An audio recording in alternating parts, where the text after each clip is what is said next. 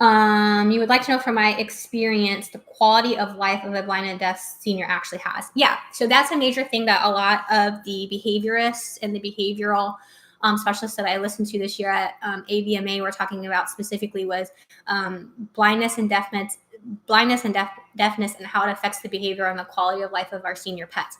And it definitely plays a role. A lot of these guys, as they become blind and deaf, you'll start to develop or see behavioral issues. So a really common thing that people tell me almost on a daily basis, because I see seniors every day, is, gee, doc, is there anything you can do? They're like keeping me up all night long. They get up in the middle of the night and they just pace and pace and pace and they keep me up.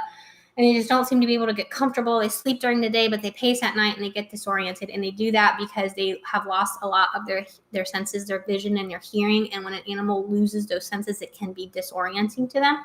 So there's things that you can do to help them. There are pharmaceuticals that you can use, and there are over-the-counter things that you can use as well if your pet is having issue. Now, if they're blind or deaf and they're getting around fine and you don't change your furniture and they just truck around, be careful with swimming pools. I have had senior pets fall into swimming pools and have to come to me for almost drowning. Same thing out where I live, there's a lot of lakes. They wander off and they go into the lake.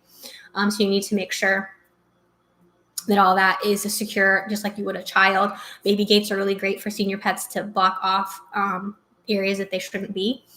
But if they're in the house and they're safe and they're just doing that disorienting thing because they're starting to lose their senses, there are definitely pharmaceutical grade medications that we can use. There are herbal medications. My integrative doctor uses one called Shen Calmer, and there's specific indications. Don't go online and order it. There are specific things you would use it for and wouldn't use it for. Sometimes you can use melatonin. Again, check with your vet if your pet's a candidate for melatonin.